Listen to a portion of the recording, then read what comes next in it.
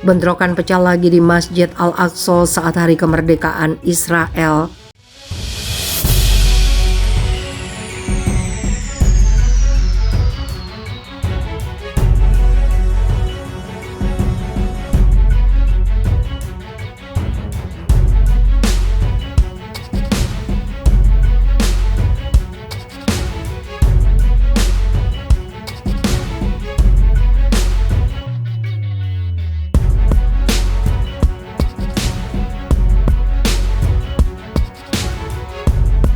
Setelah 10 hari tenang, bentrokan antara aparat Israel dan warga Palestina kembali pecah di Komplek Masjid Al-Aqsa pada Kamis 5 Mei, bertepatan dengan perayaan Hari Kemerdekaan Negara Zionis itu.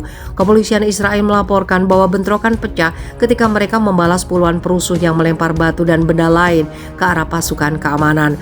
Seorang koresponden AFP melaporkan sejumlah besar polisi memang sudah berkumpul di depan komplek masjid tersebut. Namun hingga kini Palang Merah Palestina belum melaporkan ada atau tidak korban akibat bentrokan tersebut. Bentrokan itu pecah bertepatan dengan perayaan Hari Kemerdekaan Israel yang pada tahun ini jatuh tanggal 4-5 Mei. Belakangan ini situasi di sekitar komplek Masjid Al-Aqsa memang panas karena sejumlah hari besar keagamaan yang bersamaan, mulai dari Paskah Yahudi hingga Ramadan dan Lebaran. Ketegangan bermula pada 22 Maret lalu ketika kepolisian Israel memasuki komplek Al-Aqsa. Di sana pemuda Palestina sudah bersiaga. Bentrokan pun tidak terhindarkan. Setelah itu, bentrokan beberapa kali terjadi hingga pekan lalu. Secara keseluruhan, rangkaian bentrokan itu menewaskan 12 orang Israel dan 26 warga Palestina. Israel sempat berupaya meredam ketegangan dengan melarang warga non-muslim datang ke komplek Masjid Al-Aqsa selama Ramadan. Situasi pun sempat tenang hingga Lebaran lalu. Namun situasi kembali panas setelah Lebaran pada awal pekan ini.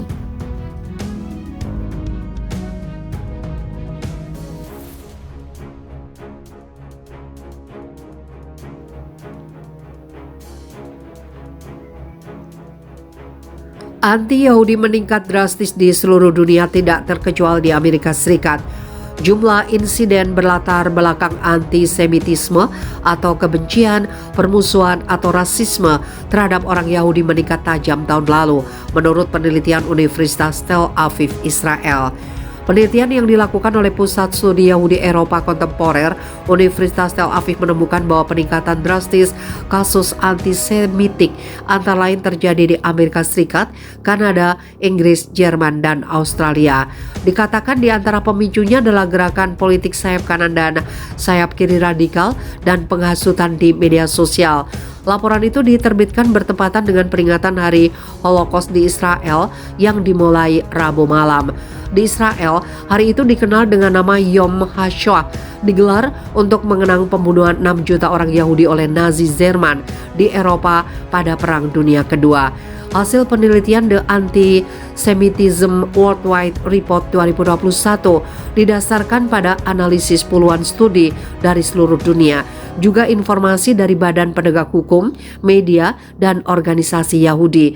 Laporan itu menyebutkan bahwa pada tahun 2021 terdapat kenaikan signifikan dalam berbagai bentuk insiden antisemitik di sebagian besar negara yang mempunyai banyak penduduk Yahudi.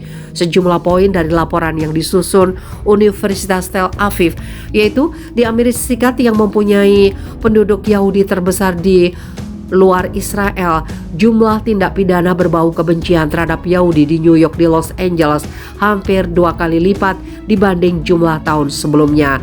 Di Prancis, jumlah insiden antisemitik meningkat hampir 75% dibanding jumlah tahun 2022. Di Kanada, organisasi Yahudi terkemuka melaporkan adanya rekor kekerasan fisik terbanyak selama 1 bulan, Agustus, yang merupakan jumlah terbesar selama 40 tahun.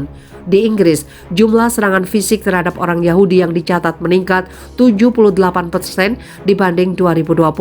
Di Jerman, kasus antisemitik yang dilaporkan ke polisi naik 29% dari data 2020, naik 49% dibanding jumlah 2019. Australia juga mengalami kenaikan tajam insiden antisemitik, 88 kasus selama bulan Mei saja, rekor bulanan sejauh ini. Faktor lain yang dinilai turut mendorong kenaikan insiden antisemitik menurut tim penyusun laporan adalah reaksi dari pertempuran antara Israel dan kelompok militan Palestina di jalur Gaza pada Mei 2021. Pada bulan itu, Israel dan kelompok militan terlibat dalam perang selama 11 hari yang merewaskan 261 orang di wilayah jalur Gaza. Kata PBB di Israel, 14 orang tewas. Laporan juga menggarisbawahi adanya jangkauan jaringan sosial media yang luas untuk menyebarkan kebohongan dan hasutan. Disebutkan dalam laporan itu bahwa media sosial memainkan peran yang betul-betul mengkhawatirkan terkait dengan insiden antisemitik. Data ini menimbulkan keprihatinan terkait legislasi dan kesepakatan yang dicapai dengan perusahaan media sosial dalam melarang ekspresi antisemitik di platform mereka. Penelitian juga mengidentifikasi menjamurnya teori konspirasi seputar pandemi COVID-19 yang turut mendorong tindak kejahatan anti-Yahudi. Sejak awal pandemi pada 2020, teori konspirasi mulai bermunculan di dunia menuding Yahudi dan Israel menyebarkan virus. Demikian salah satu poin dalam laporan tersebut.